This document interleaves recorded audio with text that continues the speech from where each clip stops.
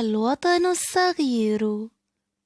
الرسم هواية ليلى المفضلة، فهي تقضي أوقات فراغها منحنية على أوراقها، ترسم وتلون، وتطلب أحيانا من رسومها أن تحقق لها أحلامها.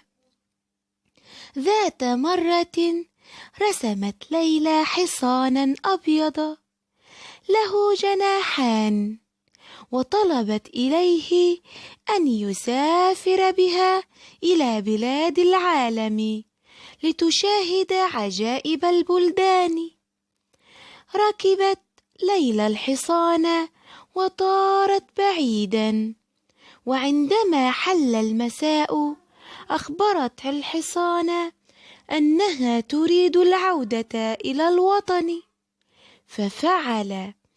وفي إحدى المرات رسمت ليلى سمكة ملونة، وطلبت إليها أن تغوص بها في أعماق البحار والمحيطات لتكشف أسرارها وتستمتع بغرائب المخلوقات.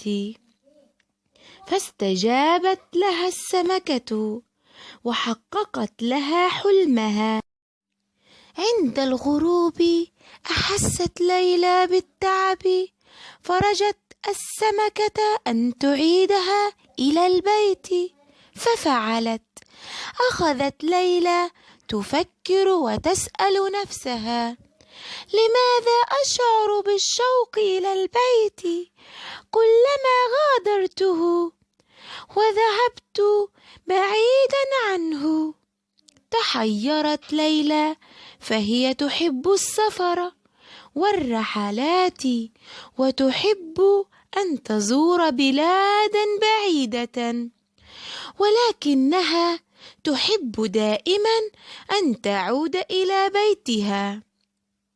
سألت ليلى جدتها عن السبب، فأجابتها: البيت يا ابنتي هو الوطن الصغير الذي لا نستطيع العيش بدونه أبدا، ونشتاق إليه دائما.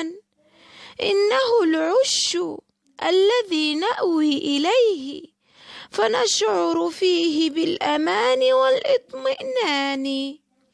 إنه الوطن.